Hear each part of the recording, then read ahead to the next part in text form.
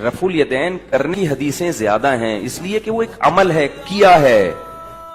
بھئی رفع الیدین کرنے والے بھی جنت میں جائیں گے، آپ جا کے دیکھ لینا۔ امام بخاری ہوں گے کہ نہیں جنت میں؟ امام مسلم ہوں گے کہ نہیں جنت میں؟ امام ابو داؤد، ترمذی، نسائی، ابن ماجہ سب ہوں گے کہ نہیں؟ ارے نیچے آ جائیں، حضور غوث العظم میرے اور آپ کے اور کل دنیا کے شیخ عبد القادر جیلانی ہوں گے کہ نہیں جنت میں؟ یہ سب رفع الیدین کرتے تھے۔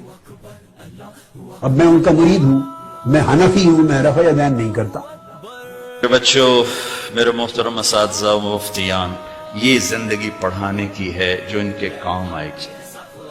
انشاءاللہ رفع الیدین کرنے والے بھی جنت میں جائیں گے، نہ کرنے والے بھی جائیں گے، اگر کبائر سے اجتناب ہے، محرمات سے اجتناب۔ نبی صلی اللہ علیہ وسلم نے نماز میں رفع یدین کیا ہے کہ ہر مسلمان جب نماز شروع کرتا ہے رفع یدین کر کے ہی کرتا ہے، اس میں کوئی اختلاف نہیں ہے۔ سوال صرف یہ ہے کہ باقی موقعوں پر بھی کیا ہے، معلوم ہوتا ہے کبھی کبھی کیا ہے، اس وجہ سے آپ اتنی بات اگر مان لیں تو اس میں لڑنے کی کیا بات ہے؟